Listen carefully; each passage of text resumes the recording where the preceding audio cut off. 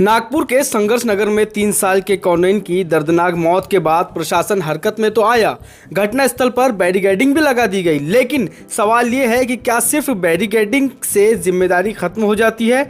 जहां यह हादसा हुआ वहीं से महज 100 मीटर की दूरी पर एक और खुला नाला आज भी उसी खतरनाक स्थिति में मौजूद है। ना कोई सुरक्षा दीवार, ना कोई स्थायी इंतजाम। इसकी जानकारी जोन असिस्टेंट कमिश्नर राठौर साहब को भी दी गई, लेकिन अब तक कोई कार्रवाई नहीं हुई है। अब बड़ा सवाल ये खड़ा हो रहा है कि क्या प्रशासन एक और कॉन्वेंट की मौत का इंतजार कर रहा है? क्या फिर किसी मासूम की जान जाएगी, उसके बाद दीवार बनाई जाएगी? इसी लापरवाही के विरोध में AIMIM कार्यकर्ताओं ने रोष व्यक्त किया और प्रशासन के खिलाफ नाराजगी जताई है। स्थानीय लोगों की मांग साफ है, सिर्फ अस्थायी बैरिकेडिंग नहीं बल्कि स्थायी सुरक्षा दीवार बनाई जाए।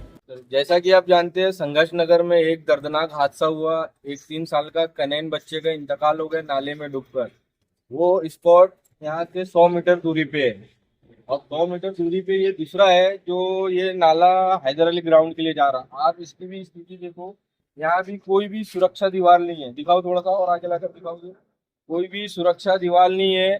NMC अभी दूसरा कनैन की मौत का इंतजार कर रही है। यहाँ भी जब तक कोई गिरेगा नहीं, जब तक यहाँ भी बैरिकेडिंग हो या दीवार हो, नहीं बनाएंगे। वहां पे हादसा हुआ, उन्होंने आनन फानन में बैरिकेडिंग कर दी है टेम्पोररी और यहाँ पे छोड़ दिए। जबकि मैंने शनिवार को राठौर साहब, आशीनगर जोन असिस्टेंट कमिश्नर सरपाटे साहब, दोनों से मेरी बात हुई थी कि वो नाला और ये नाला दोनों डेंजर है, दोनों के ऊपर कुछ भी सुरक्षा दीवार नहीं है।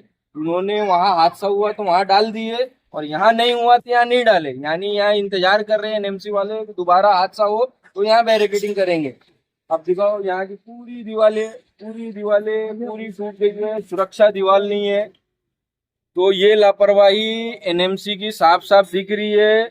जब तक कोई हादसा नहीं होगा, नागपुर महानगर पालिका नहीं नींद से उठेंगी। जब हादसा होगा उसके बाद आएंगे, लीवापोती का काम करेंगे और अतिक्रमण का बहाना बना के उल्टा नागरिकों पर ठोक देंगे कि हमारी गलती नहीं है, ये अतिक्रमण किए जब भी हुआ है। जबकि कोई अतिक्रमण नहीं है, यहाँ पे कोई अतिक्रमण नहीं है, फिर भी इन्होंने बैरिकेडिंग नहीं की है। इन त्योहारों पे घर लाएं नए electronic items, LED TV, smartphones, washing machine या फिर हो AC।